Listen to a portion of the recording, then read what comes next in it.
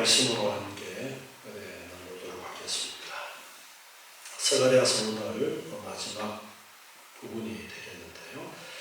앞에 1절부터 11절까지 말씀에서 여호와의 날, 열국이 예루살렘을 침략할 것이지만 여호와의 개입으로 인해서 궁극적으로는 예루살렘이 영원한 평안을 누릴 것이다 라는 말씀을 했습니다. 이제 12절부터 마지막 절까지에서는 여호와의 날에 하나님께서 열방을 심판하실 것과 더불어서 그 이후에 열방이 여호와를 경배하게 되어질 것이고 선민의 땅에서 보편적이고 항구적인 성화가 이루어질 것이다 라는 말씀을 하십니다.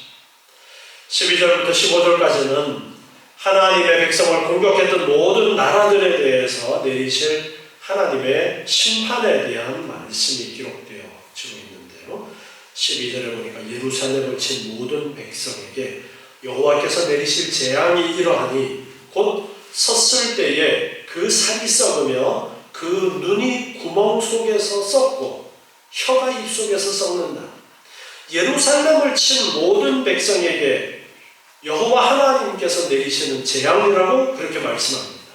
심판날에 하나님께서 열방의 백성들에게 재앙을 내리는 이유를 말씀을 하시는데, 예루살렘을 친 백성, 예루살렘을 쳤기 때문에, 즉 하나님의 택한 백성을 공격한, 하나님의 택한 백성을 못살게 군 그러한 일에 대해서 하나님께서 갚으시겠다라는 말씀을 하십니다. 우리가 구약 성경의 예언의 말씀과 신약 성경의 예언의 말씀을 보면은 표현되어지는 것이 좀 다르게 표현이 되었습니다. 그것은 시간적으로도 많은 차이가 있기 때문에 그렇습니다. 요즘은 컴퓨터 이야기하면은 컴퓨터가 뭔지 모르는 사람이 없지만, 만약에 100년 전에 컴퓨터 이야기를 했다던가 1000년 전에 컴퓨터 이야기를 했다라면은 그 당시의 사람들은 전혀 감을 잡을 수가 없습니다. 그래서 그 당시의 눈높이에서 이해할 수 있는 그런 분량을 하나님께서 생각하시고 예언을 주실 때도 말씀을 하시는데, 구약의 예언은 주로 보면은 어떤 식으로 말씀이 되어지느냐 하면은, 이 땅의 것을 가지고 이 땅에서 어떤 일들이 일어나는 것으로 말씀을 하셔요. 그런데 사실은 이 땅의 것이 아니라 궁극적으로 예수 그리스도의 재림 때에 이루어질 일을 말씀하면서도 그 당시에 이 땅에서 실질적으로 예루살렘이라는 그 땅, 유다 지방이라는 이스라엘이라는 그 지방 안에서 이루어질 일로 그렇게 말씀을 하십니다. 그런데 거기에는 먼 미래에 대한 하나님의 뜻이 담겨져 있는 그런 예언으로 말씀하시는 거예요. 그래서 우리가 이 스가랴서를 배우면서 스가랴서에 종말에 대한 많은 예언이 들어있지만 그 표현은 그냥 이 나라가, 천국을 표현하면 이 나라가 아주 윤택한 부족함이 없는 나라가 된다라는 그런 식으로 표현을 하시는 것이고, 그리고 범죄한 자들에 대한 하나님의 심판에 대해서도 말씀하면서 지금 오늘 말씀처럼 이렇게 표현이 되어지는 거예요. 예루살렘을 친 모든 백성에게 재앙을 내리시는데, 결국에는 예루살렘을 치지 않은 그러면은 저 멀리 떨어진 나라에는 재앙이 오느냐, 그것이 아니에요.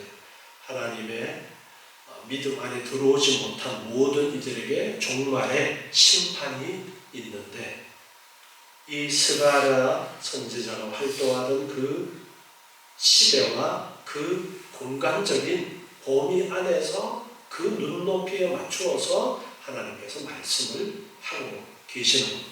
그래서 우리는 이것을 이해하면서 우리는 오늘날 예수 그리스도의 초림과 죽으심과 부활, 승천, 그리고 재림에 대한 약속을 알고서 이 말씀을 보면서 우리는 구약 시대에 이루어질 일이다. 그렇게 해석하는 것이 아니라 이 말씀이 예수님의 종말을 내다보면서 마지막 심판까지 그렇게 말씀하시는 것이구나 라는 것을 이해를 해야 됩니다.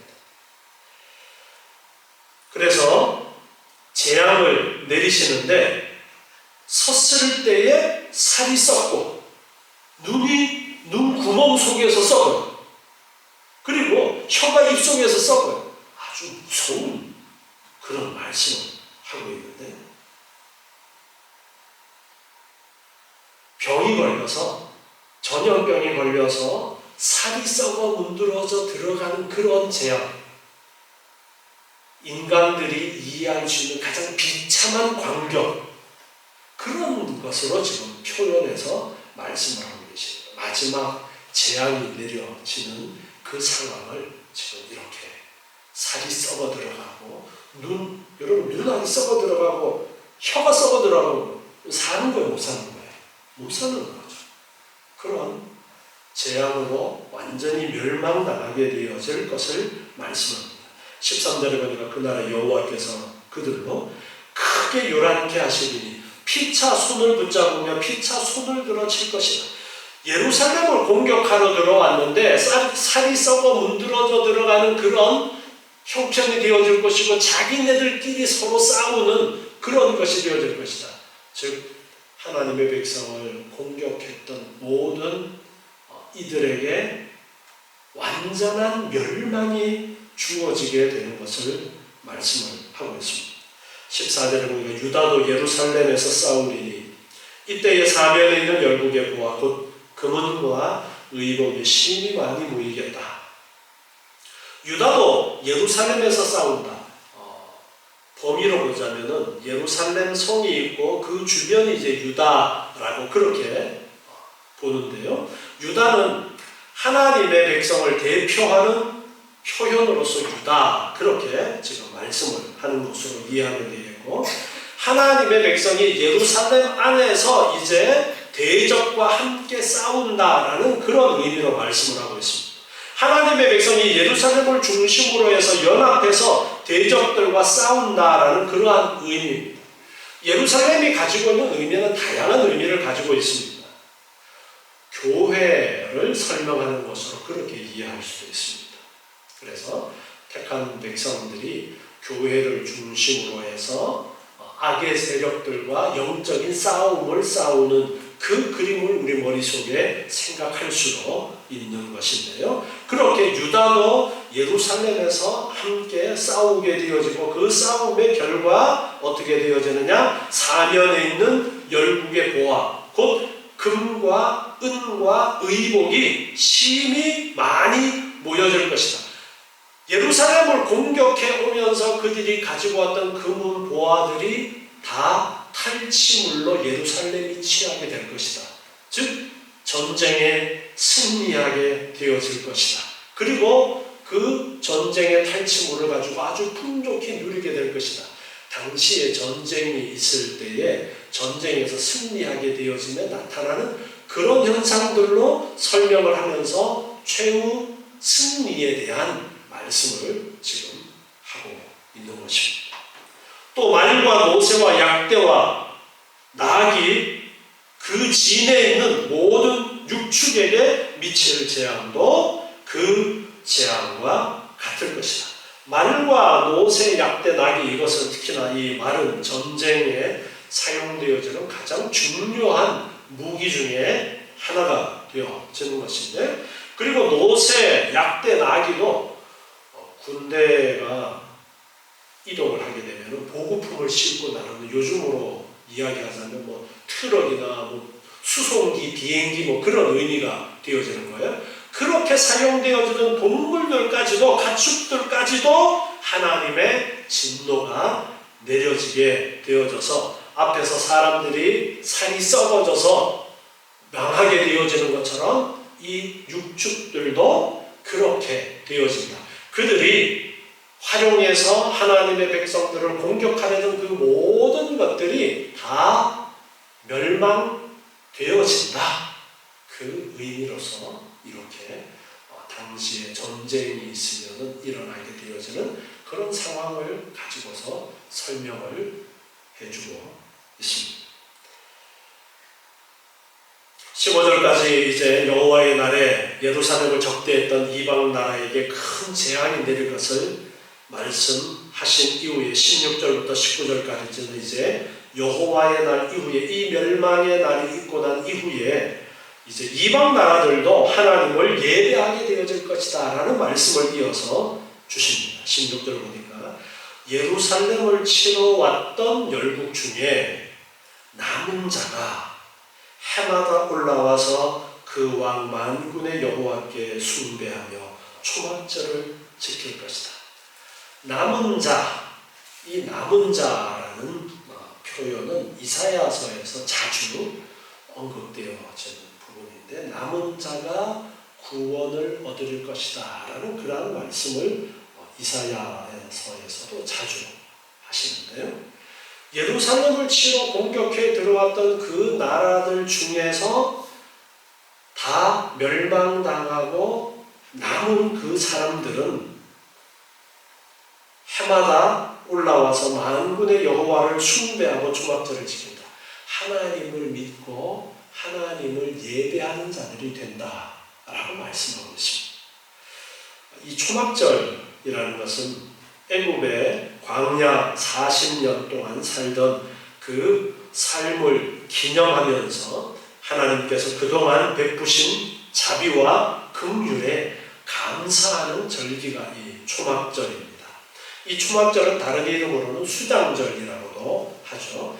한 해 농사를 짓고 나서 다 거두어 드리고 나서 그동안 내려주신 1년 동안 내려주신 하나님의 은혜에 감사하면서 지켰던 절기가 이 초막절이고 이 초막절의 신약 시대의 의미로서 해석을 하면 다른 구약의 절기들은 예수 그리스도의 것으로 다 이루어졌는데 한 절기만 아직 이루어지지 않고 남아있는데 그 절기가 무슨 절기라고 그랬어요?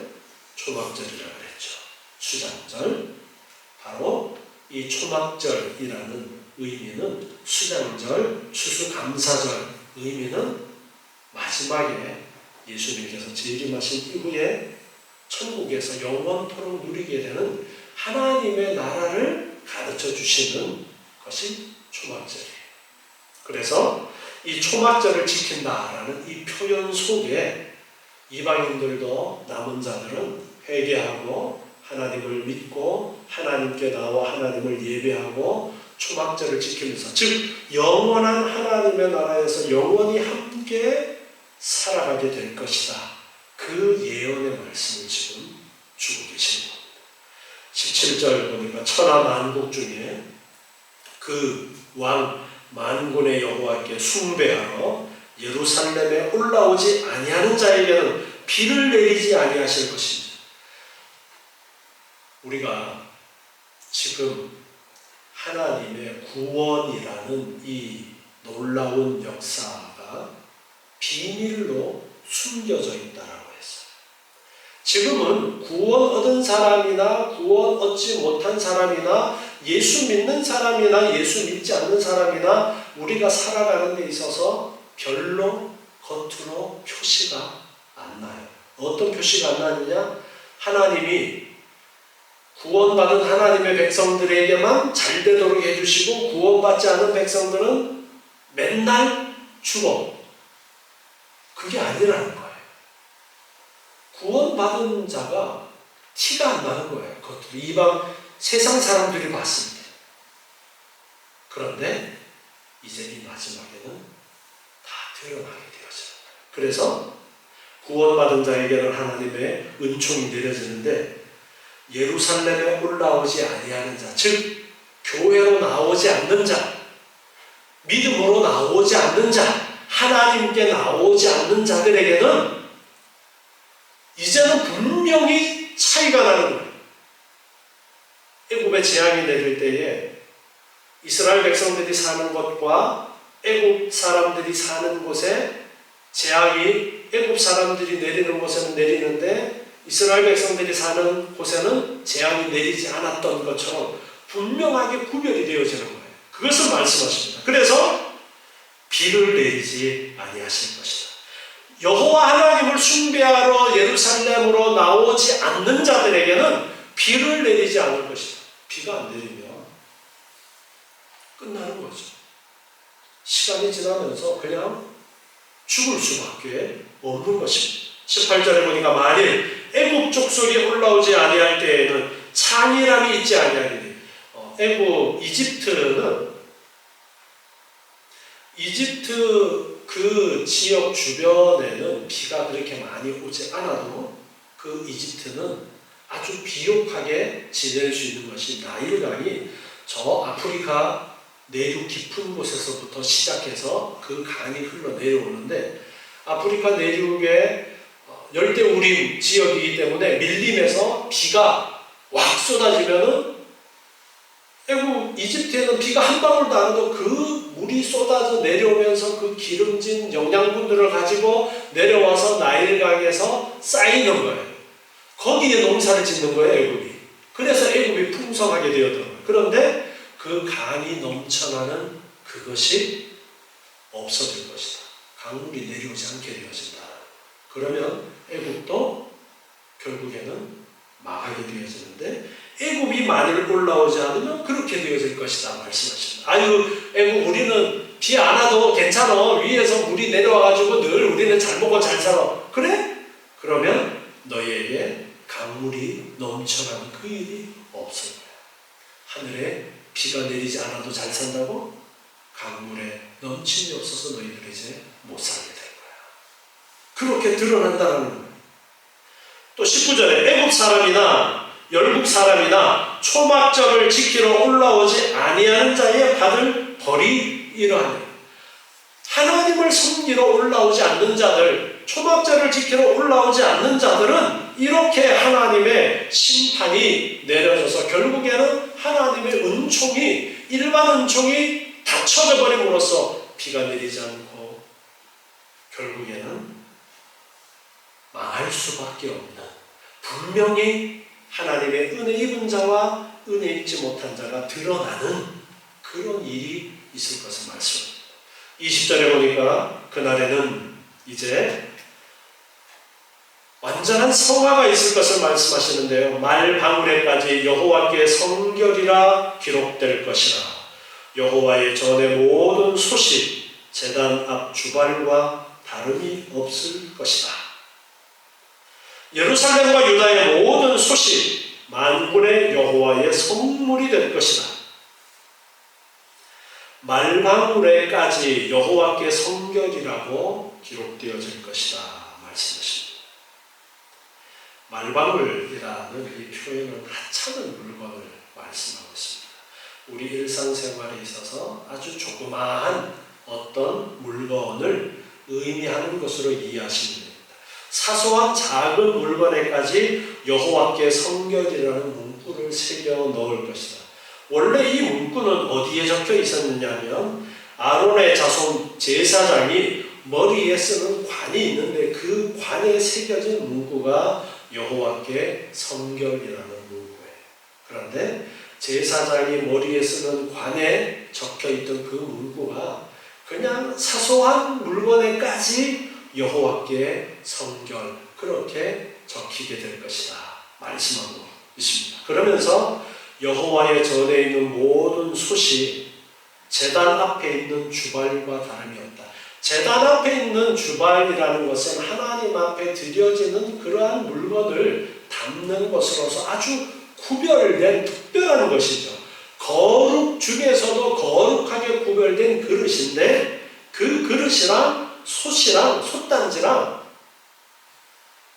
구별이 없어진다.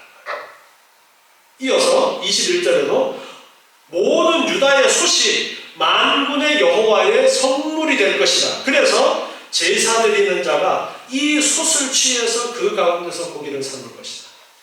하나님 앞에 제사 드릴 때에도 고기를 삶는 것이 있는데 성전 안에서 고기를 삶는 솥이 있어요. 그런데 그 솥은 성물로 구별된 솥입니다.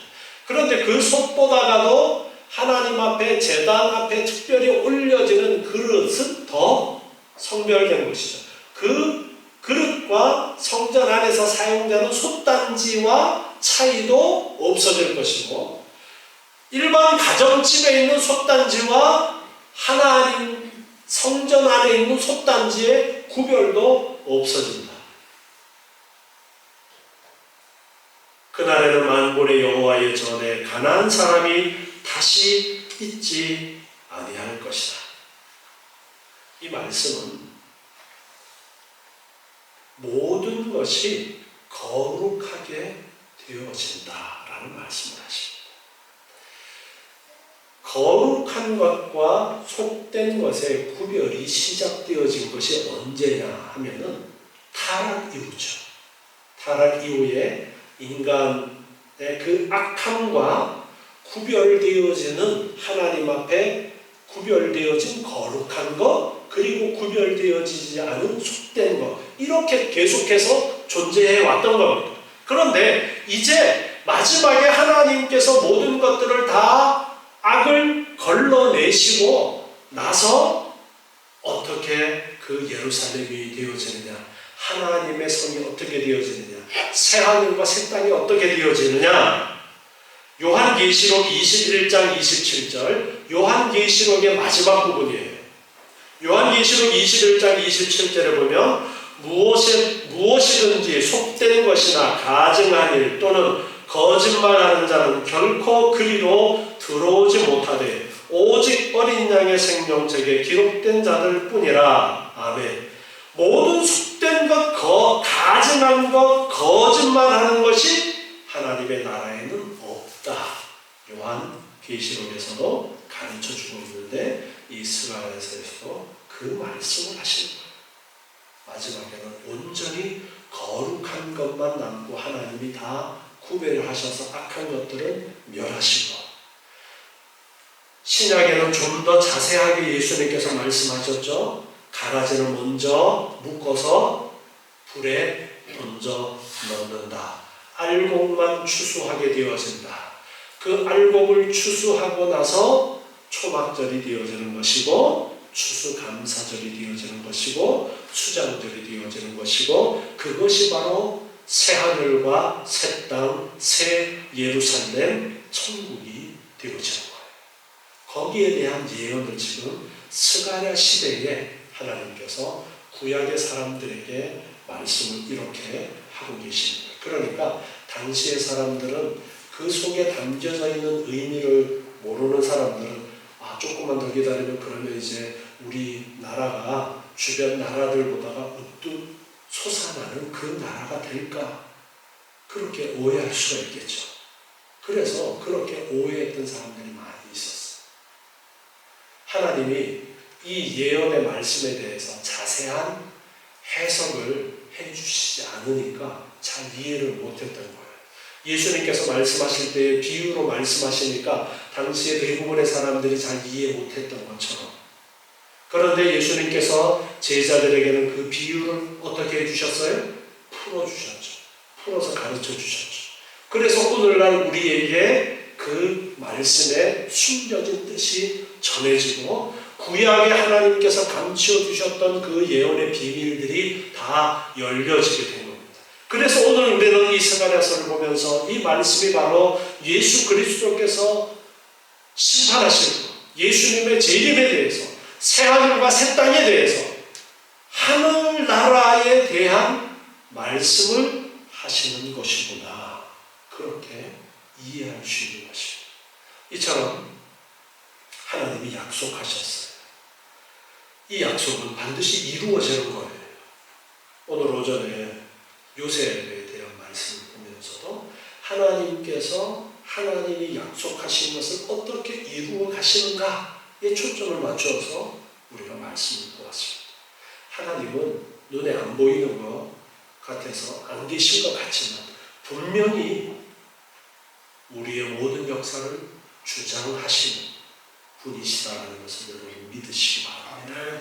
그리고 이 약속의 말씀대로 예수님은 반드시 재림하신다는 것을 아시고 하나님의 나라, 천국을 소망하면서 하나님의 백성으로서 지금 내가 이 땅에 살고 있음을 믿으시고 하나님의 나라 백성답게 살아가시는 여러분 되시길 아멘. 기도하겠습니다.